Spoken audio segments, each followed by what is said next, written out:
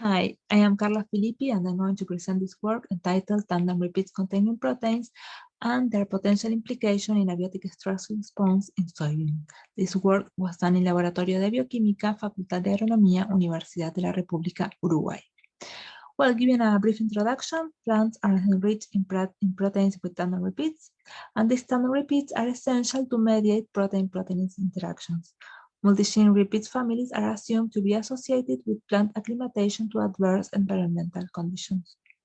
These tandem repeats contain between 20 to 40 amino acids and show a really conserved secondary structure, as you can see here in the left panel of the poster. Well, in this line, our group has been working intensely on the characterization of tandem repeat containing protein, teatricopeptide thioredoxin-like protein, and their role in osmotic stress and drought tolerance. Here in this work, we are presenting a genome-wide identification of tandem repeats encoding genes in soybean as a strategy to dissect new candidates with potential implication in abiotic stress response.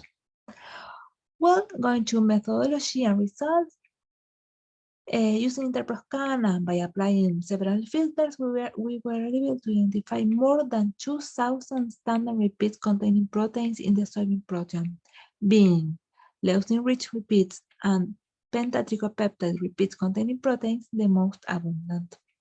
We also did an initial characterization in terms of cellular localization, selected point, molecular weight, and we also characterized the genes, no? The gene's length, exon number, distribution.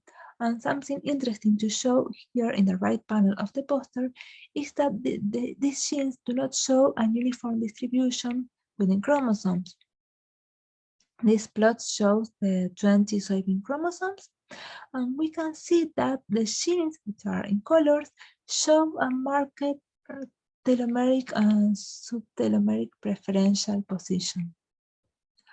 Well, in order to explore also the potential implication of these genes and their proteins in abiotic stress response, we follow two approaches. The first one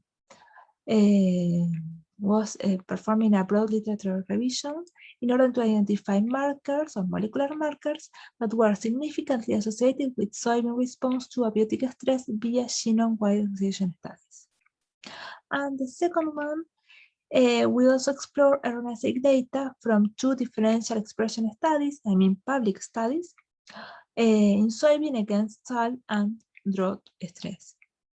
Well, regarding the GWAS studies, we collect more than 200 associated markers with some abiotic stress. And something that is really interesting here is that 6 of these markers co-localize with tandem repeats encoding genes.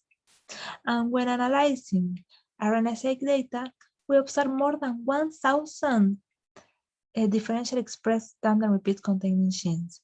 And which is important here is that the 6 genes that co-localize with associated markers also show differential expression, suggesting a role in this process. So, concluding, this study allowed the identification of a panel of candidate genes to be further evaluated in their role against abiotic stress in future studies. Well, thank you for listening, and here you can find my contact channels. Bye.